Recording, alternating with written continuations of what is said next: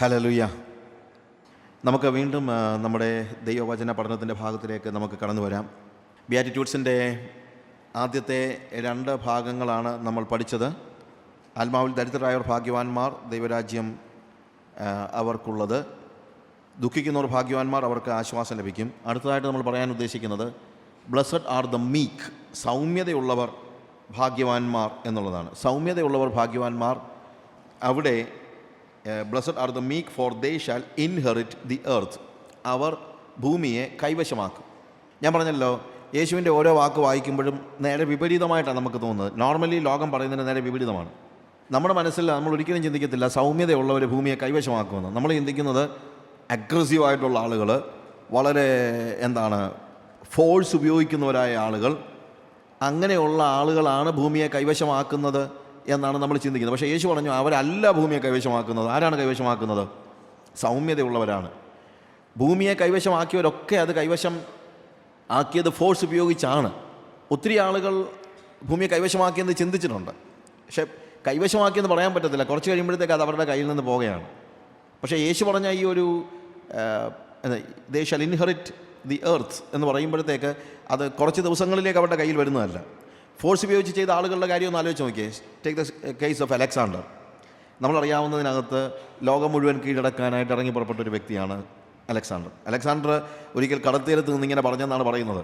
പിന്നെ ആരോ പറഞ്ഞതായിരിക്കും. എന്നാലും അതിൻ്റെ സ്റ്റോറി ഇങ്ങനെയാണ്: അല്ലയോ മഹാസമുദ്രമേ, നീ ഒരു കരയായിരുന്നെങ്കിൽ നിന്നെയും ഞാൻ കീഴടക്കുമായിരുന്നു എന്നൊക്കെ പറഞ്ഞെന്നാണ്. അദ്ദേഹം അങ്ങനെ പറയത്തക്ക രീതിയിലുള്ള വീഡിയോ ഒന്നും അല്ലെന്ന് എനിക്കറിയാം. എന്നാലും അതായിരുന്നു അലക്സാണ്ടറിനെ കുറിച്ചുള്ള തിരിച്ചറിവ്. അതായത് എല്ലാ രാജ്യങ്ങളെയും, എല്ലാ ലോകത്തെയും, അദ്ദേഹം ജീവിച്ചിരുന്ന കാലഘട്ടത്തിലെ എല്ലാ രാജ്യങ്ങളെയും കീഴടക്കിയതായ ഒരു വ്യക്തി. എന്നാൽ എല്ലാ രാജ്യങ്ങളെയും കീഴടക്കിയ ഈ അലക്സാണ്ടറെ കീഴടക്കിയതാരാണ്? ഫ്രാങ്ക്ലി സ്പീക്കിംഗ് വേറൊരു രാജാവൊന്നും അല്ല. ശരിക്കും അലക്സാണ്ടറെ കീഴടക്കിയത് ഒരു കൊതുകാണ്. കാരണം അദ്ദേഹം മലമ്പനി പിടിച്ചാണ് മരിക്കുന്നത്. മലമ്പനി പരത്തുന്നത് ആരാണ് നമുക്കറിയാം. ആരാണ്? കൊതുക്. അപ്പോൾ സർവ്വലോകത്തെയും കീഴടക്കിയ അലക്സാണ്ടറെ കൊല്ലാനായിട്ട് കർത്താവിന് ഒരു ദൂതനെ പോലും അയക്കേണ്ടി വന്നില്ല. ഒരു കൊതുകിനെ അയച്ചാൽ മതിയായിരുന്നു, ഇല്ലേ? അത്രയേ ഉള്ളൂ. കയ്യൂക്ക് കൊണ്ട് കാര്യങ്ങളെ, ലോകത്തെ കീഴടക്കുന്ന ആളുകളുടെ അവസ്ഥ. പക്ഷേ Alexander himself was a philosopher. സോക്രട്ടീസിൻ്റെ ശിഷ്യനായിരുന്ന, അരിസ്റ്റോട്ടലിൻ്റെ ശിഷ്യനായിരുന്നു ശരിക്കും പറഞ്ഞു കഴിഞ്ഞാൽ അലക്സാണ്ടർ. ഈ അലക്സാണ്ടർ ഭൂമിയിൽ കൈവശമാക്കിയ ഒരു കാര്യവും കൊണ്ടുപോയില്ല എന്നതൊരു യാഥാർത്ഥ്യമാണ് തന്നെയല്ല, അത് അദ്ദേഹം മനസ്സിലാക്കുകയും ചെയ്തു. അദ്ദേഹം മരിക്കുന്ന സമയത്ത്, ഞാൻ മരിച്ചു കഴിഞ്ഞാൽ എൻ്റെ കൈകൾ രണ്ടും ശവപ്പെട്ടിയുടെ പുറത്തേക്ക് ഇട്ടിരിക്കണം. കാര്യം എൻ്റെ തുറന്ന കൈകൾ കണ്ടിട്ട് ആളുകൾ മനസ്സിലാക്കണം അലക്സാണ്ടർ ലോകത്തെ മുഴുവൻ കീഴടക്കി, പക്ഷേ ഒന്നും അലക്സാണ്ടർ കൊണ്ടുപോകാൻ കഴിഞ്ഞില്ല എന്ന് ജനങ്ങൾ മനസ്സിലാക്കണം എന്ന് അദ്ദേഹം ആഗ്രഹിച്ചിരുന്നു. അതുകൊണ്ട് ആ ഒരു പാഠം പഠിപ്പിക്കാനായിട്ട് അദ്ദേഹം അങ്ങനെ ഒരു തീരുമാനമെടുത്തു. ആളുകളെ, അദ്ദേഹത്തിനെ അടക്കുന്നവർ വാസ്തവത്തിൽ അദ്ദേഹത്തിൻ്റെ കൈകൾ പുറത്തേക്ക് ഇങ്ങനെ വിടർത്തിയിട്ടിരിക്കുകയായിരുന്നു എന്നാണ് കഥ പറഞ്ഞു കേൾക്കുന്നത്. അപ്പോൾ എന്താണ് ഇതിനകത്ത് നമുക്ക് മനസ്സിലാക്കാൻ പറ്റുന്നത്? കയ്യൂക്ക് കൊണ്ട് കാര്യങ്ങളെ കീഴടക്കുന്നവർ ഒരിക്കലും ഭൂമിയെ അവകാശമാക്കുന്നില്ല. അവർ കീഴടക്കുന്നുണ്ടായിരിക്കാം, പക്ഷെ അവരെന്ത് ചെയ്യുന്നില്ല? അവകാശമാക്കുന്നില്ല. നെപ്പോളിയൻ്റെ കാര്യം നമുക്കറിയാം. നെപ്പോളിയൻ സെൻറ്റ് ഹെലിന ദ്വീപിൽ അർബുദം പിടിപെട്ട് വേദന അനുഭവിച്ചാണ് മരിക്കുന്നത്, പരാജിതനായതിനു ശേഷം. അലക്സാണ്ടറെ കൊതുകാണ് കീഴ്പ്പെടുത്തിയെങ്കിൽ നെപ്പോളിയൻ്റെ കാര്യത്തിൽ അങ്ങനെയല്ല. He was defeated by an army. അദ്ദേഹത്തെ നാട് കടത്തി. സെൻറ്റ് ഹെലിന ദ്വീപിൽ അദ്ദേഹം ആയിരിക്കുന്ന സമയത്ത് he was afflicted with cancer.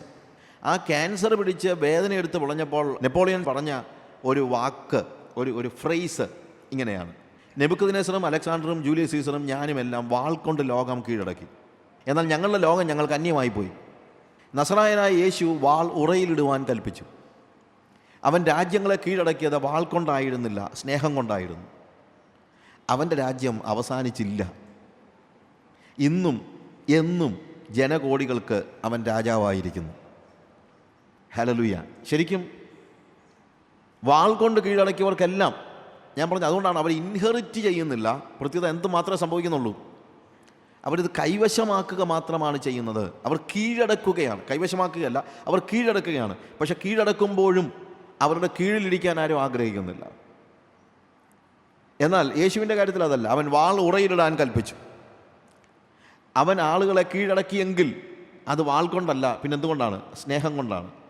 അതുകൊണ്ട് അവൻ്റെ കീഴിൽ തന്നെ ഇരിക്കുവാൻ ജനകോടികൾ മത്സരിക്കുകയാണ്.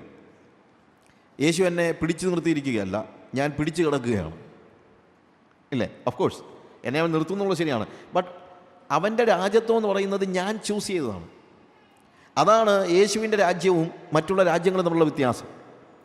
ദൈവരാജ്യം എന്ന് പറയുന്നത് എല്ലാ രാജ്യങ്ങളിലും രാജാവാണ് പ്രജകളെ തിരഞ്ഞെടുക്കുന്നത്. അതല്ലെങ്കിൽ ആരെ ഭരിക്കണമെന്ന് പ്രജകളെ അവൻ ഉണ്ടാക്കുകയാണ്, കീഴടക്കുകയാണ്. എന്നാൽ ഇവിടെ യേശുവിൻ്റെ കാര്യത്തിൽ അങ്ങനെയല്ല. നമ്മൾ എന്ത് ചെയ്യുകയാണ്? നമ്മൾ യേശുവിനെ രാജാവാക്കുകയാണ്, അവനെ കർത്താവാക്കുകയാണ്. അവൻ്റെ കീഴിൽ നിന്ന് മാറിപ്പോകാതിരിക്കാൻ നമ്മൾ മത്സരിക്കുകയാണ്, എങ്ങനെയും അവനോട് പറ്റിപ്പിടിച്ച് കിടക്കാനായിട്ട്. അത് യേശു സ്വീകരിച്ചത്, അല്ലെങ്കിൽ അതിനുവേണ്ടി യേശു ഉപയോഗിച്ച മാർഗം എന്ന് പറയുന്നത് സ്നേഹമാണ്, അല്ലാതെ വാളല്ല. ഭൂമിയെ കീഴടക്കുന്നത് വാളല്ല, സൗമ്യതയാണ്. സൗമ്യതയുള്ളവർ ഭൂമിയെ കൈവശമാക്കും. ഭൂമിയെ എന്നല്ല, എന്തിനേയും ഏതിനേയും ആരെയും കൈവശമാക്കാൻ എന്തുമാത്രമേ പറ്റുള്ളൂ? സൗമ്യതയെ പറ്റുള്ളൂ. സൗമ്യത ഭൂമിയെ എന്നല്ല, സ്വന്തം ഭാര്യയെ കീഴടക്കണമെങ്കിലും എന്തുകൊണ്ടേ പറ്റുള്ളൂ? സൗമ്യത കൊണ്ടേ പറ്റുള്ളൂ. പിന്നല്ലേ ബാക്കിയുള്ള കാര്യങ്ങളെക്കുറിച്ച് ആലോചിക്കുന്നത്, ഇല്ലേ?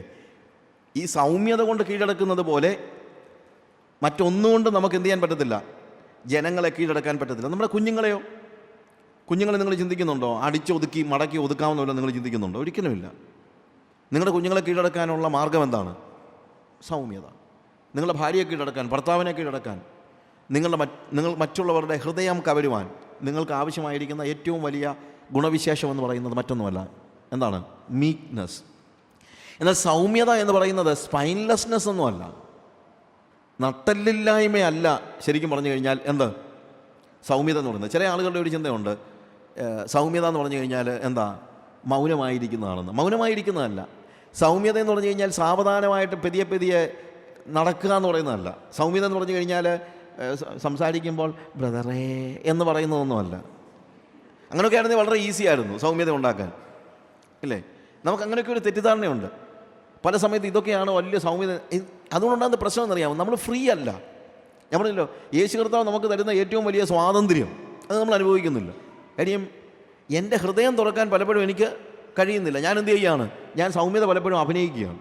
ഒരു കാര്യം ഞാൻ പറയാം, സൗമ്യത എന്ന് പറയുന്നത് ശരിക്കും അഭിനയിക്കാൻ വേണ്ടിയുള്ളൊരു കാര്യമല്ല. ഹ്യൂമിലിറ്റി എന്ന് നമ്മൾ പറയുന്ന ഇൻവേർഡ് ഡിസിപ്ലിൻ്റെ ഒരു ഔട്ട്വേർഡ് എക്സ്പ്രഷനാണ് ശരിക്കും humility. It is totally inward. താഴ്മ നമുക്ക് പുറത്ത് കാണിക്കാൻ പറ്റത്തില്ല, അത് മനസ്സിലാക്കണം. ഹ്യൂമിലിറ്റിയും ഞാൻ സൗമ്യതയും താഴ്മയും ഉള്ളവനാകിയാൽ എൻ്റെ മുഖം ഏറ്റുകൊണ്ട് എന്നോട് പഠിപ്പീൻ എന്ന് കർത്താവ് പറയുമ്പോൾ നമ്മൾ മനസ്സിലാക്കണം, താഴ്മ എന്ന് പറയുന്നത് എന്താണ്? അതൊരു ഹൈലി ഇൻവേർഡ് ക്വാളിറ്റിയാണ്. അല്ലാതെ താഴ്മ എന്ന് പറയുന്നത് ഒരിക്കലും എന്തല്ല. താഴ്മ പുറത്ത് കാണിച്ചാൽ തെറ്റിപ്പോയി. നമ്മൾ പലപ്പോഴും കാണിക്കുന്നത് സൗമ്യതയല്ല, എന്താണ്? താഴ്മയാണ്. താഴ്മ പുറത്ത് വന്നു കഴിഞ്ഞാൽ അത് ഫോൾസ് ഹ്യൂമിലിറ്റിയാണ്. അതുകൊണ്ട് താഴ്മ പുറത്ത് കാണിക്കാനുള്ളതല്ല, സൗമ്യത പുറത്ത് വരുന്നതാണ്. പക്ഷേ എന്തിൻ്റെ എക്സ്പ്രഷനാണ്? ഹ്യൂമിലിറ്റി എന്ന എൻ്റെ ഇൻവേർഡ് ഡിസിപ്ലിൻ്റെ ഔട്ട്വേർഡ് എക്സ്പ്രഷനാണ് എന്ത്? സൗമ്യത എന്ന് പറയുന്നത്. സൗമ്യത എന്ന് പറയുമ്പോഴത്തേക്ക് ഞാൻ പറഞ്ഞല്ലോ, മൗനമല്ല, ഭീതിയില്ലാതെ സംസാരിക്കുന്നതും. ഞാനതിനെക്കുറിച്ച് എഴുതിയപ്പോഴത്തേക്ക് എനിക്ക് മനസ്സിലായ ഒരു കാര്യം ഇതാണ്. ഭീതിയില്ലാതെ സംസാരിക്കുന്നതും ഭീതിയില്ലാതെ മൗനമായിരിക്കുന്നതുമാണ് സൗമ്യത. സൗമ്യത എന്ന് പറയുന്നത് ഭീതിയില്ലായ്മയാണ്, ഭയമില്ലായ്മ. അവൻ സംസാരിക്കുന്നത് ഭയമില്ലാതെയാണ്, അവൻ സംസാരിക്കാതിരിക്കുന്നതും ഭയമില്ലാതെയാണ്. ഞാൻ പറഞ്ഞത് എക്സ്പ്ലനേഷൻ ആവശ്യമുണ്ടെന്ന് എനിക്കറിയാം, എങ്കിലും അതിൻ്റെ ആ ഒരു ചെറിയ കാര്യമായിട്ട് ഞാൻ പറയാം. When we speak most of the time we are forced to speak. എനിക്ക് സംസാരിക്കാതിരിക്കാൻ കഴിയുമ്പോൾ, അല്ലെങ്കിൽ എനിക്ക് രണ്ട് വർത്തമാനം പറഞ്ഞാലേ പറ്റുള്ളൂ. കാര്യം എന്താണെന്നറിയാമോ? എനിക്ക് സൗമ്യതയില്ലാത്തത് കൊണ്ടാണ് ഞാൻ എന്ത് ചെയ്യുന്നത്? പല സമയത്തും ഞാൻ സംസാരിച്ചു പോകുന്നത്. ഞാൻ പറഞ്ഞ് നിങ്ങൾക്ക് മനസ്സിലാകുന്നുണ്ടല്ലോ. അതായത് ഒരു പ്രത്യേകമായ സാഹചര്യത്തിൽ, മിണ്ടാതെ ഇരിക്കേണ്ടതായ ഒരു സാഹചര്യത്തിൽ ഞാൻ എന്തുകൊണ്ട് സംസാരിച്ചു പോകുന്നു? എനിക്കെന്തില്ല? സൗമ്യതയില്ല. സംസാരിക്കേണ്ടതായ ഒരു സാഹചര്യത്തിൽ ഞാൻ മൗനമായിരിക്കുന്നു. എന്തുകൊണ്ടാണ്? എനിക്ക് സംസാരിക്കാനുള്ള സ്വാതന്ത്ര്യമില്ല, അല്ലെങ്കിൽ എന്താണ്, എന്നെ ഭീതി അതിന് അനുവദിക്കുന്നില്ല. എന്നാൽ നട്ടലില്ലാത്ത സ്റ്റേജ് അല്ല പലപ്പോഴും നമ്മൾ മൗനമായിരിക്കുന്നത്. നട്ടലില്ലാത്തതുകൊണ്ടാണ്. നട്ടലില്ലാന്ന് പറഞ്ഞാൽ അറിയാമല്ലോ എന്താണ്? ധൈര്യമില്ലാത്തതുകൊണ്ടാണ്. അപ്പോൾ ധൈര്യമില്ലായ്മ കൊണ്ട് മിണ്ടാതിരിക്കുന്നതല്ല എന്ത്? സൗമ്യത. സൗമ്യതയില്ലാത്തത് കൊണ്ട് സംസാരിക്കുന്നതുമല്ല. ധൈര്യമായി സംസാരിക്കുന്നതും ധൈര്യമായി മിണ്ടാതെ ഇരിക്കുന്നതുമാണ് എന്ത്? സൗമ്യത എന്ന് പറയുന്നത്. സൗമ്യനായ ഒരു വ്യക്തിയുടെ പ്രത്യേകത അവന് ഭീതിയില്ല എന്നുള്ളതാണ്. Is not fearful. അവൻ സംസാരിക്കേണ്ടിടത്ത് സംസാരിക്കുകയും സംസാരിക്കരുതാത്തിടത്ത് സംസാരിക്കാതിരിക്കുകയും ചെയ്യും. നമ്മൾ സംഖ്യാപുസ്തകത്തിൽ അതിൻ്റെ 12-ാം അധ്യായത്തിൽ മോശയെക്കുറിച്ച് ഒരു ഒരു ഒരു ഒരു ഡിസ്ക്രിപ്ഷൻ പറയുന്നുണ്ട്. അതിൻ്റെ 3-ാമത്തെ വാക്യത്തിൽ, നമ്പേഴ്സ് ചാപ്റ്റർ 12 വേഴ്സ് 3 അവിടെ എഴുതിയിരിക്കുക, "Now the man Moses was very meek, more than all men that were on the face of the earth." മോശ എന്ന ഈ പുരുഷനോ ഭൂതലത്തിലുള്ള സകല മനുഷ്യരിലും വെച്ച് സൗമ്യനായിരുന്നു. ശരിക്കും പറഞ്ഞാൽ മോശ ഒരു സൗമ്യനായിരുന്നു. മോശ സൗമ്യനാണോ എന്ന് ചോദിച്ചിട്ട് സംശയമുണ്ടെങ്കിൽ നിങ്ങൾ പുറപ്പാട് പുസ്തകം 32-ാം അധ്യായം വായിച്ചാൽ മതി. പുറപ്പാട് പുസ്തകം 32-ാം അധ്യായത്തിൽ മോശ പർവ്വതത്തിലായിരുന്നതായ സമയത്ത് താഴെ ജനക്കൂട്ടം ഗോൾഡൻ കാഫിനെ ഉണ്ടാക്കി ആരാധിക്കും നമ്മൾ കാണുന്നു. ഇതറിഞ്ഞ് അല്ലെങ്കിൽ ദൈവം അവനോട് സംസാരിച്ചതനുസരിച്ച് അവൻ ഇറങ്ങി വന്നു. അവൻ കൽപ്പലകളെ എറിഞ്ഞുടച്ച് കളഞ്ഞു. അവരുണ്ടാക്കിയതായ കാള വിഗ്രഹത്തെ ഇടിച്ച് പൊടിച്ച് അരച്ച് കലക്കി വെള്ളത്തിനകത്തിട്ട് എന്ത് ചെയ്യുന്നു? ഇസ്രായേൽ മക്കളെ കൊണ്ട് കുളിപ്പിച്ചെന്ന് എഴുതിയിരിക്കുന്നത്. അതൊക്കെ നോർമലി ഒരാൾക്ക് ചെയ്യാൻ കഴിയുന്ന കാര്യമല്ല. എന്തോരും കാര്യമാണ് അവിടെ ചെയ്യുന്നത് എന്ന് തന്നെയല്ല. ലേവ്യരായ ആളുകളെ അല്ലെങ്കിൽ യഹോവയുടെ പക്ഷത്തുള്ളവർ അവരെൻ്റെ അടുത്ത് മാറി വരട്ടെന്ന് പറഞ്ഞപ്പോൾ ലേവ്യരായ ആളുകൾ വന്നു, വാളെടുത്ത് കൊടുത്തു, കൊല്ലാന്ന് പറഞ്ഞുകൊണ്ട്. ഇവനാണോ സൗമ്യൻ? Do you think that he is meek? പക്ഷെ ഇവിടെ പറഞ്ഞാൽ മോശ എന്ന പുരുഷൻ ഭൂതലത്തിലുള്ള സകല മനുഷ്യരിലും വെച്ച് സൗമ്യനായിരുന്നത്. ഇവനെങ്ങനെയാണ് സൗമ്യനാകുന്നത്? ഈ പറയുന്ന വേദഭാഗത്ത് വാസ്തവത്തിൽ കാണുന്നതെന്നറിയാം. നമ്പേഴ്സ് ചാപ്റ്റർ 12 അവിടെ കാണുന്നത് ഒരു പ്രത്യേകമായ സാഹചര്യമാണ്. കൂശ്യ സ്ത്രീ നിമിത്തം മിരിയാമും അഹരോനും മോശയ്ക്ക് വിരോധമായി സംസാരിക്കുകയാണ്. കൂശ്യ സ്ത്രീ എന്ന് പറഞ്ഞു കഴിഞ്ഞാൽ മോശയുടെ 2ാം ഭാര്യ ആരെന്നുള്ള രീതിയിലൊക്കെ ആളുകൾ ചിലപ്പോൾ പറയാറുണ്ട്. പക്ഷേ അങ്ങനെയാണെന്ന് ചിന്തയില്ല. ഞാൻ അതിനെക്കുറിച്ചൊരു സ്റ്റഡി നടത്തിയിട്ടുണ്ട്. ശരിക്കും മിഡിയനൈറ്റ്സിനെ തന്നെ കളിയാക്കി വിളിക്കുന്ന ഒരു പേരാണ് കൂശ്യ സ്ത്രീ എന്ന് പറയുന്നത്, അല്ലാതെ വേറെ ഒന്നുമല്ല. സിപ്പോറ എന്ന് പറയുന്ന മോശയുടെ ഭാര്യയുടെ കാര്യം തന്നെയാണ് ഇവിടുത്തെ വിഷയം. അതാകാനേ സാധ്യതയുള്ളൂ. പക്ഷേ നമ്മളിപ്പം ഇംഗ്ലണ്ടിൽ കുറേ നാളും താമസിച്ചിട്ട് ഒരുത്തി ഇവിടെ വന്നു കഴിഞ്ഞിട്ട് നമ്മുടെ നാട്ടിൽ വരുമ്പോഴത്തേക്ക് ചിലപ്പോൾ നാത്തൂന്മാർക്ക് ഇഷ്ടപ്പെട്ടില്ലെങ്കിൽ നമ്മളിലും പറയും അവൾ ഒരുത്തി വന്നിരിക്കുന്ന ഒരു മദാമ്മ എന്ന് പറയത്തില്ലേ? അപ്പം അവൾ മദാമ്മ ആയതുകൊണ്ടല്ല, പ്രത്യേകത എന്താണ്? ആ ദേശത്ത് താമസിക്കുന്നവർക്ക് നമ്മൾ കൊടുത്തിരിക്കുന്ന ഒരു പേരെന്നുള്ള നിലയിൽ എന്നതുപോലെ ഈ കുശായ്സിനെ കുറിച്ചുള്ള സ്റ്റഡീസ് നമുക്ക് മനസ്സിലാക്കാൻ പറ്റുന്നത് മിദ്യാന്യ മരുഭൂമികളിൽ ഇവരുടെ സെറ്റിൽമെൻ്റ് ഉണ്ടായിരുന്നു. അവിടെ സെറ്റിൽമെൻ്റ് ഉണ്ടായിരുന്നതുകൊണ്ട് മിദ്യാന്യരായ ആളുകളെ കളിയാക്കി വിളിച്ചിരുന്ന പേരാണ് കൂശ്യർ എന്ന് പറയുന്നത്. അതുകൊണ്ട് സിപ്പോറായെക്കുറിച്ച് തന്നെയാണ് ഇവിടെ പറയുന്നത്, അല്ലാതെ വേറെ ആൾക്കാരെ കുറിച്ചൊന്നും അല്ല പറയുന്നത്. അപ്പോൾ മോസസ് സിപ്പോറായെ കൊണ്ടുവന്ന സമയത്ത് ഇവിടുത്തെ പ്രോബ്ലം എന്താണെന്ന് ചോദിച്ചു കഴിഞ്ഞാൽ, സിപ്പോറായും മോസസും കൂടെ ഒരുമിച്ചാണ് ഈജിപ്തിലേക്ക് പോകാൻ സത്രത്തിൽ വരെ വന്നത്. പക്ഷേ സത്രത്തിൽ വെച്ച് യഹോവ അവനെ എതിരിട്ട് കഴിഞ്ഞപ്പോൾ അവിടെ സംഭവിക്കുന്ന ഒരു പ്രധാനപ്പെട്ട കാര്യം, മോസസിനെ കൊല്ലാൻ യഹോവ വരികയാണ് അവിടെ കാണുന്നത്. ഇത് ആദ്യം വായിച്ചപ്പോൾ എനിക്ക് ഭയങ്കരമായിട്ടുള്ള ഒരു, പലപ്പോഴും വേദപുസ്തകത്തിൻ്റെ പല ഭാഗങ്ങളും ആദ്യം വായിക്കുമ്പോൾ നമ്മൾ ആകെപ്പാടെ വരുന്നുണ്ടോ ഇതെന്തോ ഈ കാണുന്നതെന്നുള്ളത്. എന്താണ് അവിടുത്തെ പ്രശ്നം? ശരിക്കും ദൈവം മോശയോട് പറയാണ്, എൻ്റെ ജനത്തെ വിടുവിക്കാനായിട്ട് നീ അങ്ങോട്ട് പോവുക, മിസ്രൈമിലേക്ക് പോവുക. ആ സ്റ്റോറി നമുക്കറിയാം. അങ്ങനെ പോകാനായിട്ട് മോശ പോകുമ്പോൾ കൂടെ ആരും പോകുകയാണ്? സിപ്പോറയും പോകുകയാണ്. എന്തുകൊണ്ട്? അവൾക്കറിയാം ഈ പോക്ക് മരണത്തിലേക്കാണെന്ന്. കാരണം ഈജിപ്തിൽ എന്ത് സംഭവിച്ചു, മിസ്രൈമിൽ എന്ത് സംഭവിച്ചു എന്നുള്ളതിനെക്കുറിച്ചുള്ള വിശദമായ വിവരണങ്ങൾ തീർച്ചയായും മോശ ആരോട് പറഞ്ഞിട്ടുണ്ട്? സിപ്പോറയോട് പറഞ്ഞിട്ടുണ്ട്. അതുകൊണ്ട് ദൈവം ഒരു ദൗത്യം ഫലമേൽപ്പിച്ച് മോശയെ മിസ്രൈമിലേക്ക് പറഞ്ഞു വിടുമ്പോൾ സിപ്പോറ പറഞ്ഞു പോകാൻ പാടില്ല. എന്തുകൊണ്ട് പോകാൻ പാടില്ല? നിങ്ങളവിടെ ചെന്നാൽ മരിക്കും. പക്ഷേ ദൈവം പറഞ്ഞല്ലേ പോകാതിരിക്കാൻ പറ്റുമോ? എന്നാൽ ഞാനും വരിക കൂടെ എന്ന് പറഞ്ഞ് കൂടെ വന്നു കഴിഞ്ഞിട്ട് ദൈവം സിപ്പോറയോട് സംസാരിക്കുന്ന ഒരു ലാംഗ്വേജാണ് മോശയെ യഹോവ കൊല്ലാൻ പരിശ്രമിച്ചു എന്ന് പറയുന്നത്. ഞാൻ പറഞ്ഞ മനസ്സിലാക്കണം. സിപ്പോറയോട് ദൈവം പറയാണ്, മോശ മിസ്രൈമിൽ ചെന്ന് കഴിഞ്ഞാൽ മരിച്ചു പോകുന്നുള്ളതാണോ നിൻ്റെ പേടി? ഒരു കാര്യം നീ മനസ്സിലാക്കണം, മരിക്കണമെങ്കിൽ മിസ്രൈം വരെ ഒന്നും പോകേണ്ട കാര്യമൊന്നുമില്ല. മോശയെ കൊല്ലണമെങ്കിൽ എനിക്ക് എവിടെ വെച്ച് തന്നെ കൊല്ലാം, ഇവിടെ വെച്ച് തന്നെ കൊല്ലാം. ഇതാണ് മോശയുടെ ഭാര്യയായ സിപ്പോറയോട് ദൈവം സംസാരിക്കുന്നതായ ലാംഗ്വേജ്. നമ്മുടെയൊക്കെ ചിന്ത മിഷൻ ഫീൽഡിൽ ചെന്നാലേ ചാകത്തുള്ളൂ. ചാകണമെങ്കിൽ വീട്ടിൽ ഇരുന്നാൽ ഇടി വെട്ടിയാലും ചാകും.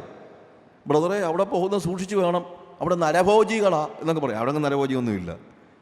പക്ഷേ അപകടം എവിടെയും ഉണ്ടാകാം, അത് നിങ്ങൾ മനസ്സിലാക്കണം. അതുകൊണ്ട് ദൈവം പറഞ്ഞ ഒരു കാര്യം ചെയ്യാൻ പോകുമ്പോൾ നിങ്ങൾ ഒരിക്കലും അതിന് തടസ്സം പറഞ്ഞ് എന്ത് പറയാൻ പാടില്ല. അവിടെ ചെന്നാൽ അതുണ്ടാകും, വഴിയിൽ സിംഹമുണ്ട്, കടുവായുണ്ട്, പുലിയുണ്ട് എന്ന് പറഞ്ഞിട്ട് കാര്യമൊന്നുമില്ല. ചാകണമെങ്കിൽ ഇടി വെട്ടിയാലും ചാകും, പാമ്പ് കടിച്ചാലും ചാകും എന്ന് നിങ്ങൾ മനസ്സിലാക്കണം. അതുകൊണ്ട് മരിക്കാൻ വേണ്ടി ഒറീസയിലും ഛത്തീസ്ഗഡിലും ഒന്നും പോകേണ്ട കാര്യമൊന്നുമില്ല. ചാകണമെങ്കിൽ ഇവിടെ വേണമെങ്കിലും ചാകാം. അപ്പോൾ അതുകൊണ്ട് ദൈവം എവിടെങ്കിലും പോകാൻ ആരോടെങ്കിലും ഇവിടെ ഇരിക്കുന്നവർ പറഞ്ഞിട്ടുണ്ടെങ്കിൽ ധൈര്യമായിട്ട് പൊക്കോ. പോയില്ലെങ്കിലും ചാകണ്ടപ്പോൾ ചാകുമെന്നുള്ളത് ഓർത്തോണം. ആ സമയത്ത് സിപ്പോറ എന്ത് ചെയ്തു? ഒരു കൽക്കത്തി എടുത്ത് മകൻ്റെ അഗ്രചർമ്മം ഛേദിച്ച് മോശയുടെ മുമ്പിലിട്ടിട്ട് പറഞ്ഞു, നീ എനിക്ക് രക്തമണവാളൻ. അതുവരെയും അവൾക്ക് മോശയോടുണ്ടായിരുന്ന ബന്ധം it was the relation in flesh. പക്ഷേ ഇപ്പോൾ പറയാണ്, ഇപ്പോൾ നീ എനിക്ക് രക്തമണവാളൻ. കാര്യം അവിടെ കവനൻറ്റിൻ്റെ ഒരു സിമ്പലാണ് വാസ്തവത്തിൽ എന്ത്? പരിച്ഛേദന എന്ന് പറയുന്നത്. You are my bridegroom, no more it is a relationship of the flesh, but it is a relationship of the covenant. ഒരു കവനൻറ്റ് റിലേഷൻഷിപ്പിലേക്ക് മോശയും ഭാര്യയും വരികയാണ് ശരിക്കും. എന്നിട്ടെന്താ സംഭവിക്കുന്നത്? മോശയുടെ ഭാര്യ മിസ്രയീമിലേക്ക് പോകാൻ പുറപ്പെട്ടതാണെങ്കിലും അവൾ മോശയുടെ കൂടെ മിസ്രയീമിലേക്ക് പോകുന്നതിന് പകരം എവിടെ പോവുക? വീണ്ടും അമ്മായപ്പൻ്റെ കൂടെ മടങ്ങിപ്പോവുകയാണ്. മടങ്ങി വരുമ്പോൾ അമ്മായപ്പൻ എന്ത് ചെയ്യുന്നു? സിപ്പോറയെയും അവരെ കുടുംബമായിട്ട് എന്ത് ചെയ്യുന്നു? കൂട്ടിക്കൊണ്ട് വീണ്ടും മരുഭൂമിയിൽ വരികയാണ്. അപ്പോൾ ഇതിനിടയ്ക്കുള്ള കാലയളവിലുണ്ടായ ഒരു പ്രശ്നമുണ്ട്. മോശ ഈജിപ്തിൽ ചെന്ന സമയത്ത് അവൻ്റെ കാര്യങ്ങൾ നോക്കാൻ വളരെ ഉത്സാഹത്തോടു കൂടെ ഓടി നടന്ന ആളാണ് മിറിയാം. മിറിയാം ഒരു കൊച്ചു കുഞ്ഞിനെ പോലെയാണ് മോശയെ കാണുന്നത്. അത് നമുക്ക് നേരത്തെ തൊട്ടറിയാം. അപ്പോൾ അവന് കഴിക്കാൻ നേരം കഴിക്കാനെടുത്ത് കൊടുക്കുക, പാലെടുത്ത് കൊടുക്കുക, കാപ്പി എടുത്ത് കൊടുക്കുക, നമ്മൾ പറയുന്നത് പോലെ ചായ എടുത്ത് കൊടുക്കുക. മോനെ നീ പല്ല് തേച്ച് വന്ന് 80 വയസ്സുള്ള മോശയോട് ചോദിക്കുക, ഇല്ലേ? ഇങ്ങനെ 80 വയസ്സുള്ള മോശയെ 8 വയസ്സുള്ള ഒരു കൊച്ചിനെ പോലെ പുറകെ നടന്ന് കൊണ്ടുപോവുകയാണ് ഈ മിറിയാം. അങ്ങനെ വളരെ സൗകര്യമായിട്ട് മോശയെ താങ്ങിക്കൊണ്ട് നടക്കുന്ന സമയത്താണ് സിപ്പോറായും അമ്മായപ്പനും എല്ലാം കൂടെ കയറി വരുന്നത്. അതോടുകൂടെ മിറിയാമിൻ്റെ അമ്മ സ്ഥാനം അങ്ങ് നഷ്ടപ്പെട്ടു.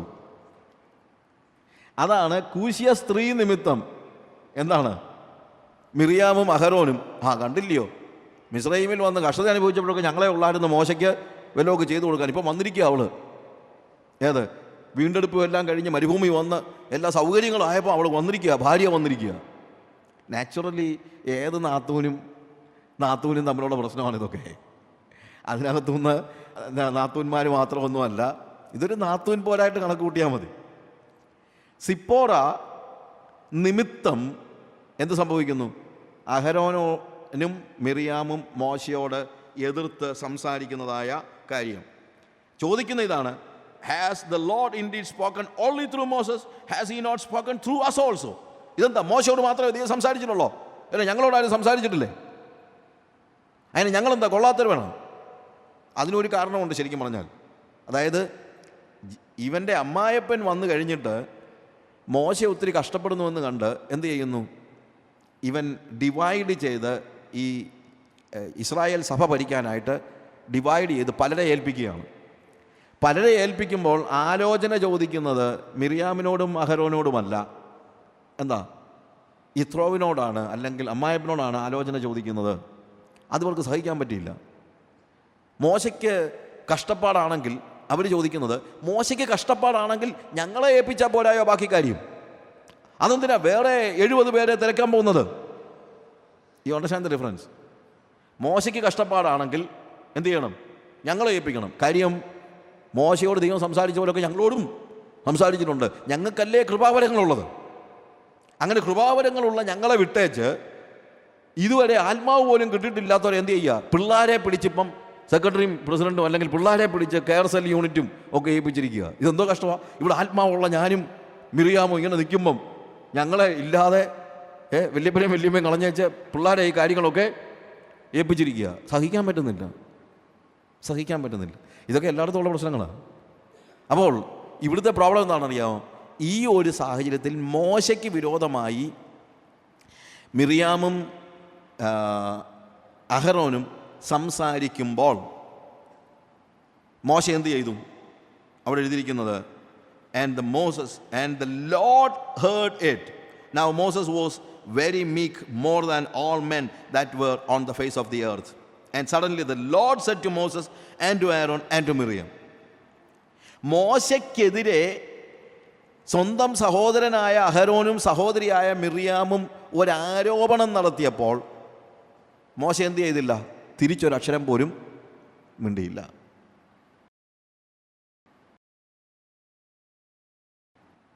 ദൈവത്തിനെതിരെ ജനങ്ങൾ പാപം ചെയ്തപ്പോൾ മോശ എന്ത് ചെയ്തു? വീറോടുകൂടെ അവരോട് പ്രതികരിക്കുന്നതാണ് കാണുന്നത്. എന്നാൽ തനിക്കെതിരെ ഒരാരോപണം ഉണ്ടായപ്പോൾ മോശ എന്ത് ചെയ്തില്ല? സംസാരിച്ചില്ല. ഇതാണ് സൗമ്യത എന്ന് പറയുന്നത്. സൗമ്യത എന്ന് പറയുന്നത് ദൈവത്തിനെതിരെ നിലകൊള്ളുന്ന ശക്തികളോട് സന്ധിയില്ലാതെ സമരം ചെയ്യുന്നതും തനിക്കെതിരെ ഉയരുന്ന ശക്തികളോട് സൗമ്യത കാണിക്കുന്നതുമാണ്. You understand the difference? എപ്പോഴും ദൈവത്തിന്, അതുകൊണ്ടാണ് നമ്മൾ യേശുവിൻ്റെ കാര്യത്തിലും കാണുന്ന ഒരു പ്രത്യേക, യേശു ഞാൻ സൗമ്യതയും താഴ്മയും ഉള്ളവനാകയാൽ എൻ്റെ മുഖമേറ്റുകൊണ്ട് എന്നോട് പഠിപ്പീൻ എന്ന് പറഞ്ഞ യേശു ദേവാലയം വാണിഭശാലയാക്കുന്നത് കാണുമ്പോൾ എന്താ കാണിക്കുന്നത്? എൻ്റെ ആലയത്തെക്കുറിച്ചുള്ള എരിവ് എന്നെ എന്ത് ചെയ്തിരിക്കുന്നു? തിന്നു കളഞ്ഞിരിക്കുന്നു എന്ന് പറയുന്നു. അപ്പോൾ ഇതാണ് വാസ്തവത്തിൽ സൗമ്യതയുടെ പ്രത്യേകത. സൗമ്യത ദൈവിക കാര്യങ്ങളിൽ നമ്മൾ മൗനം പാലിക്കുന്നതല്ല. പ്രത്യുത എനിക്കെതിരെയുള്ള ആരോപണങ്ങൾ, എനിക്കെതിരെ ഒരാൾ സംസാരിക്കുമ്പോൾ, എനിക്കെതിരെ ഒരാൾ കഥകളുണ്ടാക്കുമ്പോൾ, എനിക്കെതിരെ ഒരാൾ ഒരു കുറ്റാരോപണം നടത്തുമ്പോൾ ഞാൻ മിണ്ടാതിരിക്കുന്നതാണ്. അങ്ങനെ മോശമിണ്ടാതിരുന്നത് കൊണ്ടുള്ള ഗുണം എന്നാണെന്നറിയാമോ? മോശമിണ്ടാതിരുന്നത് കൊണ്ട് യഹോവ സംസാരിച്ചെന്നു. എന്നാൽ മോശ സംസാരിച്ചിരുന്നെങ്കിൽ ഒരിക്കലും യഹോവ എന്ത് ചെയ്യത്തില്ലായിരുന്നു? സംസാരിക്കത്തില്ലായിരുന്നു. ഇതൊരു സ്പിരിച്വൽ ട്രൂത്താണ്. എപ്പോഴൊക്കെ നാം സംസാരിക്കുന്നോ അപ്പോൾ ദൈവം മൗനമായിരിക്കുന്നു. എപ്പോഴൊക്കെ നാം മൗനമായിരിക്കുന്നോ അപ്പോഴൊക്കെ ദൈവം സംസാരിക്കുന്നു. നമ്മുടെ ജീവിതത്തിൽ ഇത് തന്നെയാണ്. ഒരുപക്ഷെ നിങ്ങളുടെ ഓഫീസിൽ ജോലി ചെയ്യുന്നവരായിരിക്കാം, ഒരുപക്ഷെ നിങ്ങളുടെ ആത്മീയത മനസ്സിലാക്കാൻ കഴിയാത്തവരായിരിക്കാം, ഒരുപക്ഷെ നിങ്ങളുടെ വീട്ടിൽ തന്നെയുള്ള പ്രതിയോഗികൾ എന്ന് പറയുമ്പോഴത്തേക്ക് എതിരാളികൾ എന്നുള്ള അർത്ഥത്തിലല്ല ഞാൻ ഉദ്ദേശിക്കുന്നത്. വിശ്വാസത്തിൽ നിങ്ങളോട് യോജിക്കാത്ത ആളുകൾ നിങ്ങളുടെ ഭവനങ്ങളിൽ തന്നെ ഉണ്ടായിരിക്കാം. ആ സമയങ്ങളിൽ അവർ നിങ്ങൾക്കെതിരെ ആരോപണം മുഴക്കുമ്പോൾ നിങ്ങളുടെ പ്രതികരണം എന്തായിരിക്കണം? നിങ്ങളുടെ സൗമ്യത പരീക്ഷിക്കപ്പെടുന്നത് അവിടെയാണ്. നിങ്ങളുടെ സൗമ്യത പരീക്ഷിക്കപ്പെടുന്നത് എപ്പോഴും അവിടെയാണ്. ആ സൗമ്യത പരീക്ഷിക്കപ്പെടുമ്പോൾ നമ്മൾ നമുക്ക് വേണ്ടി സംസാരിക്കുന്നുണ്ടോ എന്നുള്ളതാണ് ചോദ്യം. നമുക്ക് വേണ്ടി സംസാരിക്കുന്നെങ്കിൽ നമ്മൾ എങ്ങനെയുള്ളവരല്ല? സൗമ്യതയുള്ളവർ അല്ല. എന്നാൽ അത് സ്പൈൻലെസ്നെസ് അല്ല. മിണ്ടാതിരിക്കാനാണ് ശക്തി വേണ്ടത്, അല്ലാതെ മിണ്ടുവാനല്ല. ഒരുത്തിനെ തല്ലാൻ വലിയ ധൈര്യമൊന്നും വേണ്ട. ഞാൻ ഈ ഗുണ്ടകളുടെ കാര്യമൊക്കെ, എനിക്ക് ഒത്തിരി ഫ്രണ്ട്സ് ഉണ്ട്. ഇവന്മാരൊക്കെ പിച്ചാത്തിയും കൊണ്ടേ നടക്കത്തുള്ളൂ. എന്തുകൊണ്ടാണെന്ന് അറിയാമോ? പേടി കൊണ്ടല്ല, അത് വേറെ ഒന്നുമില്ല. പേടിയുള്ളവനാണ് പിച്ചാത്തി കൊണ്ട് നടക്കുന്നത്. പേടിയില്ലാത്തവന് പിച്ചാത്തി വേണ്ടല്ലോ. ഞാൻ പിച്ചാത്തി കൊണ്ട് നടക്കാത്തത് എന്തുകൊണ്ടാണ്? എനിക്ക് പേടിയില്ലാത്തതുകൊണ്ട്. ഞാനൊരു ആയുധം കൊണ്ട് നടക്കുന്നത് എപ്പോഴും എന്തുകൊണ്ടാണ്? Because I M fearful. ഇതേപോലെ തന്നെ മൂർച്ചയുള്ള നാക്കും കൊണ്ടൊരാൾ നടന്നാൽ അതിൻ്റെ അർത്ഥം എന്നാണെന്നറിയാമോ? പേടിത്തൊണ്ടനാണ്, അല്ലെങ്കിൽ പേടിത്തൊണ്ടിയാണ് എന്നുള്ളത് കൊണ്ടാണ്. അതുകൊണ്ടാണ് ഓരോ കാര്യങ്ങളും ഡിഫെൻഡ് ചെയ്യാനായിട്ട് നമ്മൾ പരിശ്രമിക്കുന്നത്. സൗമ്യത എന്ന് പറയുന്നത് എനിക്കെതിരെയുള്ള സകല ആരോപണങ്ങളിലും ഞാൻ എന്ത് ചെയ്യുകയാണ്? ഞാൻ ടോട്ടലി പൂർണ്ണമായും മൗനമായിരിക്കുന്നതാണ് ശരിക്കുമുള്ള സൗമ്യത. മോശ അവന് വേണ്ടി തന്നെ സംസാരിച്ചില്ല. യേശു അവന് വേണ്ടി തന്നെ സംസാരിച്ചില്ല. യേശു എല്ലായ്പ്പോഴും മറ്റുള്ളവർക്ക് വേണ്ടി സംസാരിക്കുന്നുണ്ട്, പക്ഷേ യേശു അവന് വേണ്ടി തന്നെ സംസാരിക്കുന്നില്ല. അവന് വേണ്ടി ജീവിക്കുന്നില്ല. അവന് വേണ്ടി ആരോപണങ്ങളും പ്രത്യാരോപണങ്ങളും നടത്തുന്നില്ല. ദൈവം നമ്മളിന്ന് പ്രതീക്ഷിക്കുന്ന സൗമ്യതയുടെ ഒരു പ്രധാനപ്പെട്ട കാര്യം അതാണ്. മീക്ക്നെസ് എന്ന് പറയുമ്പോഴത്തേക്ക് അവിടുത്തെ ഒരു പ്രധാന അർത്ഥം വേറൊരു രീതിയിൽ പറഞ്ഞാൽ it is the tameness of an animal. ഒരു മൃഗത്തിൻ്റെ മെരുക്കത്തെക്കുറിച്ചാണ് പറയുന്നത്. എൻ്റെ ഇഷ്ടങ്ങൾക്ക് വിരുദ്ധമായി യജമാനൻ്റെ കൽപ്പനയ്ക്ക് വേണ്ടി കാത്തിരിക്കുന്ന ഒരു വളർത്തുമൃഗം, മെരുക്കമുള്ള ഒരു ആനിമൽ. ഒരു ടൈംഡ് ആയിട്ടുള്ള ഒരു പട്ടിയുടെ മുമ്പിൽ നമ്മൾ ആഹാരം വിളമ്പി വയ്ക്കുക. ആഹാരം കഴിക്കണമെന്ന് അതിന് വലിയ ആഗ്രഹം ഉണ്ടായിരിക്കും, പക്ഷെ ഒരിക്കലും എന്ത് ചെയ്യത്തില്ല, അത് ആഹാരം കഴിക്കത്തില്ല. പ്രത്യുത കഴിച്ചോ എന്ന യജമാനൻ്റെ വാക്ക് കേൾക്കുന്നത് വരെ ആഹാരത്തിൻ്റെ മുമ്പിൽ അത് നോക്കി നിൽക്കുകയായിരിക്കും ചെയ്യുന്നത്. ആഹാരത്തിന് മുമ്പിൽ അത് നോക്കി നിൽക്കുകയായിരിക്കും ചെയ്യുന്നത്. ഒരിക്കലും ആ ആഹാരം അത് കഴിക്കാനായിട്ട് പരിശ്രമിക്കത്തില്ല. യജമാനൻ്റെ കൽപ്പന മാത്രം. അപകടകരമായ സാഹചര്യങ്ങളിലും I heard A story like this. അതിനകത്ത് ബുദ്ധിയൊന്നും നിങ്ങൾ ആലോചിക്കരുത്. ഉദാഹരണം പറയുമ്പോൾ ആ ഉദാഹരണത്തിലെ ഓരോ ഡീറ്റെയിൽസും അല്ല വിഷയം നിങ്ങൾ ആലോചിക്കണം. ഇത് ഒരു ലിറ്ററലി നടന്നൊരു കാര്യമാണ്. ഒരു ഫോറസ്റ്റ് ഡിപ്പാർട്ട്മെൻറ്റ് വർക്ക് ചെയ്യുന്നതായ ഒരു വ്യക്തി, അയാൾക്ക് ഒരു ചെക്കിങ്, ഒരു ഇൻറ്റീരിയർ ആയിട്ടുള്ള വനത്തിലേക്ക് പോകേണ്ട ഒരു ആവശ്യമുണ്ടായിരുന്നു. അപ്പോൾ ഉച്ചയ്ക്ക് കഴിക്കാനായിട്ടുള്ള ഒരു ഭക്ഷണവുമായി ഒരു തുറസായ സ്ഥലത്ത് ഈ ഭക്ഷണപ്പൊതി വെച്ചിട്ട് ഇയാൾ അകത്തേക്ക് പോകുമ്പോൾ അയാളുടെ വളർത്തുനായോട് അയാൾ പറഞ്ഞു, കീപ്പ് ഇറ്റ്. അതിൻ്റെ ചുറ്റുവട്ടത്ത് നിന്ന് മാറാതെ അത് നിന്നു. സംഭവിച്ചതെന്നറിയാമോ? ഇയാൾ വനത്തിലായിരുന്ന സമയത്ത് ശരിക്കും ഒരു കാട്ടുതീ വന്ന് ഇവിടെ പടർന്നു പിടിച്ചു. ഒരു ചെറിയ കാട്ടുതീ എന്ന് പറഞ്ഞാൽ ഒരു ആ ഏറിയായാലൊരു വലിയൊരു തീ വന്നു. കുറച്ച് കഴിഞ്ഞിട്ടാണ് ഈ മനുഷ്യൻ അകത്ത് പോയിട്ട് അവിടെ നിന്ന് തിരിച്ചു വരുന്നത്. വനത്തിൽ നിന്ന് തിരിച്ചു വന്നപ്പോൾ അയാൾ കണ്ടതെന്താണെന്നറിയാമോ? ഇയാളുടെ ലഞ്ച് ബോക്സിൻ്റെ അടുത്ത് ഈ മൃഗം മരിച്ചു കിടക്കുന്നത് കാണുന്നത്. You understand? കാര്യം അതിനോട് എന്ത് പറഞ്ഞിരുന്നു? ഇത് സൂക്ഷിക്കാൻ പറഞ്ഞിരുന്നു. സ്വന്തം ജീവനെപ്പോലും അവഗണിച്ച് അതെന്ത് ചെയ്തു? അനുസരണമുള്ളവനായി അതിൻ്റെ മുന്നിൽ നിൽക്കുകയാണ്. ഇതേപോലെ തന്നെ എൻ്റെ ഇഷ്ടങ്ങൾക്കും എൻ്റെ ജീവനും വിരുദ്ധമായി കാര്യങ്ങൾ സംഭവിക്കുമ്പോഴും യജമാനൻ്റെ കൽപ്പനയ്ക്ക് അനുസരിച്ചല്ലാതെ മറ്റൊരു കാര്യത്തിലും ഇടപെടാതിരിക്കുന്നതാണ് സൗമ്യത. അതാണ് ടൈംനെസ് എന്ന് പറയുന്നത്. ചോറ് വിളമ്പി വെച്ച് കഴിഞ്ഞാൽ യജമാനൻ്റെ കൽപ്പനയില്ലെങ്കിൽ തൊടാതിരിക്കുന്നത് പോലെ, ഒരുപക്ഷെ അപകടകരമായ സാഹചര്യങ്ങളോട് കടന്നു പോകുമ്പോഴും യജമാനൻ്റെ കൽപ്പനയെ അനുസരിക്കാതെ, നിങ്ങളൊരു പക്ഷേ പറഞ്ഞേക്കും അത് ബുദ്ധിമോശമല്ലേ കാണിച്ചത് എന്ന് പറഞ്ഞേക്കും. ഇതിനകത്ത് ബുദ്ധിയുടെയും ബുദ്ധിമോശത്തിൻ്റെയും കാര്യമൊന്നുമില്ല. ഇവിടുത്തെ പ്രധാനപ്പെട്ട കാര്യം എന്താണ്? അനുസരണമാണ്. അപ്പോൾ സൗമ്യത എന്ന് പറയുന്നത് ശരിക്കും അതാണ്. യജമാനൻ്റെ കൽപ്പന അനുസരിച്ച് മാത്രം കാര്യങ്ങൾ ചെയ്യുന്ന, അവൻ്റെ ഇഷ്ടങ്ങൾക്ക് വിരുദ്ധമായി സ്വന്തം മോഹങ്ങളും പ്രലോഭനങ്ങളും എത്ര ശക്തിയായി വന്നാലും അതിനെ കാൽക്കീഴിട്ടിരിക്കുന്നതായ വ്യക്തി. കയ്യിൻ്റെ കാര്യത്തിൽ നമുക്കറിയാമല്ലോ, കയ്യിനോട് കർത്താവ് സംസാരിക്കുന്നതായ ഭാഗം. കയ്യിനോട് കർത്താവ് പറയാണ്, എന്താണ്? നീ വളരെ ശ്രദ്ധിക്കണം. എന്തുകൊണ്ട് ശ്രദ്ധിക്കണം? പാപം നിൻ്റെ വാതിൽക്കൽ കിടക്കുന്നു എന്നുള്ളതാണ്. പാപം നിൻ്റെ വാതിൽക്കൽ കിടക്കുന്നു. ദൈവം അവനോട് സംസാരിക്കുന്ന ഭാഗം അതിൻ്റെ ചാപ്റ്റർ 4 ഓഫ് ജനസിസ്, അതിൻ്റെ verse 6 the Lord said to Cain, why are you angry and why has your countenance fallen? If you do well, will you not be accepted? And if you do not do well, sin is couching at the door. Its desire is for you, but you must master it. നീ നന്മ ചെയ്യുന്നെങ്കിൽ നിനക്ക് acceptance കിട്ടും, നിനക്ക് തീർച്ചയായിട്ടും ഞാൻ നിന്നിൽ പ്രസാദിക്കും. പക്ഷേ നന്മ ചെയ്യുന്നില്ലെങ്കിലോ പാപം നിൻ്റെ വാതിൽക്കൽ കിടക്കുന്നു, അതിൻ്റെ ആഗ്രഹം നിന്നോടാകുന്നു. അതൊരു ഫാക്റ്റാണ്. പാപം ഒരിക്കലും വന്ന് കിടക്കുന്നത് ചുമ്മാ വന്ന് കിടക്കുകയല്ല. പാപത്തിന് എപ്പോഴും എന്തുണ്ട്? ഒരാഗ്രഹമുണ്ട്. അതിൻ്റെ ആഗ്രഹം എന്താണ്? എന്നോടാണ്. പാപത്തിൻ്റെ ആഗ്രഹം എന്നോടാണ്. അതുകൊണ്ട് പാപം നിൻ്റെ വാതിൽക്കൽ പതുങ്ങിക്കിടക്കുന്ന എഴുതിയിരിക്കുന്നു. പതുങ്ങിക്കിടക്കുക എന്ന് പറയുമ്പോഴത്തേക്ക് ഇറ്റ്സ് ജസ്റ്റ് ലൈക്ക്, ഇപ്പം നമ്മുടെ വീട്ടിലേക്ക് കയറി ചെല്ലുകയാണെങ്കിൽ, ചില വീടുകളിലെ നമ്മൾ ഓരോ തരത്തിലുള്ള പട്ടികളെയാണല്ലോ വളർത്തുന്നത്, നായകൾ.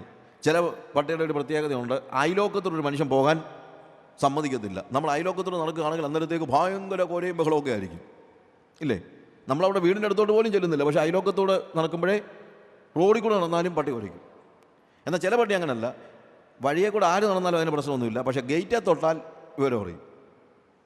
ചില പട്ടി അങ്ങനെയോ അല്ല, ചില പട്ടി ഗേറ്റ് കൊടുത്താലും പ്രശ്നമില്ല, എന്താണ് ബെല്ലടിച്ചാലും പ്രശ്നമില്ല. നമ്മളെങ്ങാനും അറിയാതെ ആ സിറ്റ് ഔട്ടിലെ വാതിൽ തുറന്നു കഴിഞ്ഞാൽ പതുങ്ങിക്കിടക്കുകയായിരിക്കും. ഒറ്റ ചാട്ടമാണ് എന്ന് പറഞ്ഞുകൊണ്ട് പെട്ടെന്ന്. കാര്യം അതുവരെ നമ്മൾ എന്ത് മനസ്സിലാക്കുന്നില്ല, നമ്മളെ കാത്ത് ഇങ്ങനെ ഒരു പട്ടി പതുങ്ങിക്കിടക്കുന്നുണ്ടെന്നുള്ളത് നമ്മൾ തിരിച്ചറിയുന്നില്ല. പാപം ഇതുപോലെയാണ്. പാപത്തിൻ്റെ പ്രത്യേകത അതാണ്. പാപം അയലോക്കത്തൂടെ പോകുമ്പോൾ കുരയ്ക്കുന്ന ഒരു പട്ടി പോലെ അല്ല മിക്കപ്പോഴും നമ്മുടെ ജീവിതത്തിൽ. പക്ഷേ അയലോക്കത്തൂടെ കടന്നു പോകുമ്പോഴേ നമ്മളതിൻ്റെ ഇരയാണ്. അതിൻ്റെ മനസ്സിലെന്തുണ്ട്? വരുന്നുണ്ട് ഒരുത്തൻ എന്നുള്ള ഒരു ധാരണ, ഒരു തിരിച്ചറിവുണ്ട്. ഒരുത്തൻ വരുന്നുണ്ട് എന്നുള്ള ഒരു തിരിച്ചറിവുണ്ട്. ഞാൻ പറഞ്ഞല്ലോ, അങ്ങനെ നമ്മളെ നോക്കിക്കിടക്കുന്ന ഒരു പാപം നിൻ്റെ വാതിൽക്കൽ എന്ത് ചെയ്തിരിക്കുന്നു? പതുങ്ങിക്കിടക്കുന്നു എന്നാണ്. പതുങ്ങിക്കിടക്കുന്നു. അതിൻ്റെ ആഗ്രഹം നിന്നോടാകുന്നു. നീ എന്ത് ചെയ്യണം? നീ അതിനെ കീഴ്പ്പെടുത്തണം. നീ അതിനെ കീഴ്പ്പെടുത്തണം. ഇതൊരു വലിയ ഒരു പ്രത്യേകതയാണ്. നമ്മൾ ഓർത്തിരിക്കേണ്ട ഒരു കാര്യമാണ്. നമ്മളതിനെ മാസ്റ്റർ ചെയ്യണം. കാര്യം വേദപുസ്തകത്തിലെ ഒരു സത്യം, മനുഷ്യന് ദൈവം സൃഷ്ടിക്കുന്നതിന് മുമ്പ് ഭൂമിയിലുള്ള സകല മൃഗങ്ങളെയും എല്ലാ കാര്യങ്ങളെയും സൃഷ്ടിച്ചതിന് ശേഷം കർത്താവ് പറയുന്നൊരു കാര്യമുണ്ട്. എന്താ? സകലത്തെയും അവൻ്റെ കാൽ കീഴാക്കിയിരിക്കുന്നു. സങ്കീർത്തനം നമ്മൾ വായിക്കുന്നതാണ്. Everything underneath his feet. കാൽ കീഴെ തന്നെ കിടക്കണം. എന്താണ് ഹൗവ പാപം ചെയ്യാനുള്ള ഒരു പ്രധാന കാരണം എന്നറിയാമോ? കാലിൻ്റെ കീഴെ കിടക്കേണ്ട പാമ്പ് നേർക്ക് നേരെ നിന്ന് സംസാരിക്കാൻ തുടങ്ങിയതുകൊണ്ടാണ്. നേർക്ക് നേരെ നിന്ന് സംസാരിക്കാൻ തുടങ്ങിയപ്പോൾ ഹൗവ പറയേണ്ടതായിരുന്നു, നിന്നെ എവിടെ ആക്കിയിരിക്കുന്നത്? എൻ്റെ കാൽ കീഴിൽ കിടക്കവിടെ എന്ന് പറയുമ്പോഴാണ് പാപത്തെ നമ്മൾ മാസ്റ്റർ ചെയ്യുന്നത്. നമ്മുടെ വികാരങ്ങളും നമ്മുടെ ശരീരത്തിൻ്റെ ഇഷ്ടങ്ങളുമൊക്കെ നേർക്ക് നേരെ നിന്ന് നമ്മളോട് കമ്മ്യൂണിക്കേറ്റ് ചെയ്യാൻ തുടങ്ങുമ്പോഴാണ് പാപം നടക്കുന്നത്. നമ്മുടെ വികാരങ്ങൾ നമ്മുടെ കാൽ കീഴേ ആയിരിക്കണം. പണം വന്ന് നമ്മുടെ മുമ്പിൽ നിന്ന് നമ്മളോട് സംസാരിക്കുമ്പോഴാണ് നമ്മൾ ദ്രവ്യാഗ്രഹികളാകുന്നത്. പണം ആവശ്യമായിരിക്കും, പക്ഷെ പണം എവിടെ കിടക്കണം? കാലിൻ്റെ കീഴേ കിടക്കണം.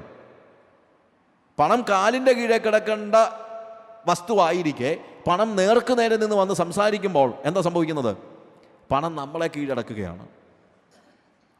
അതുകൊണ്ട് ഒരു ടൈംഫുള്ളായിട്ടുള്ള ഒരു ആനിമലിൻ്റെ പ്രത്യേകത, മീക്ക് ആയിട്ടുള്ള ഒരു ആനിമലിൻ്റെ പ്രത്യേകത എന്താണെന്നറിയാമോ? സൗമ്യത എന്ന് പറയുമ്പോൾ എക്സ്റ്റേണൽ ആയിട്ടുള്ള സകല വികാരങ്ങളെയും മുഴുവൻ കാര്യങ്ങളെയും എവിടെയാക്കുകയാണ്? കാലിൻ്റെ കീഴെ ഇട്ട് ചവിട്ടുന്നവനാണ് യഥാർത്ഥത്തിൽ സൗമ്യതയുള്ള വ്യക്തി എന്ന് പറയുന്നത്. സൗമ്യതയുള്ള വ്യക്തി ഭീതിയില്ലാത്തവനാണ്, പേടിയില്ലാത്തവനാണ്. സൗമ്യതയുള്ള വ്യക്തി എന്നെ സാറ്റിസ്ഫൈ ചെയ്യാനായിട്ട് സംസാരിക്കുന്നവനല്ല. മോശ ഈ തൻ്റെ സഹോദരനോടും സഹോദരിയോടും സംസാരിക്കാത്തതിൻ്റെ കാര്യം എന്താണ്? അവൻ സംസാരിച്ചാൽ ആരെ പ്രസാദിപ്പിക്കാനാണ് അവൻ സംസാരിക്കുന്നത്? അവനെ തന്നെ പ്രസാദിപ്പിക്കാനാണ്. നമ്മുടെ ജീവിതത്തിൽ പലപ്പോഴും നമുക്കെതിരെ ഒരാൾ ഒരു ആരോപണം ഉണ്ടാക്കുമ്പോൾ നമ്മൾ സംസാരിക്കുന്നത് ആരെ പ്രസാദിപ്പിക്കാനാണ്? നമ്മുടെ ഈഗോയുടെ പ്രശ്നമാണ്. നമ്മുടെ ഈഗോയെയാണ് സാറ്റിസ്ഫൈ ചെയ്യുന്നത്, അല്ലാതെ വേറെ ആരും സാറ്റിസ്ഫൈ ചെയ്യുന്നൊന്നുമില്ല.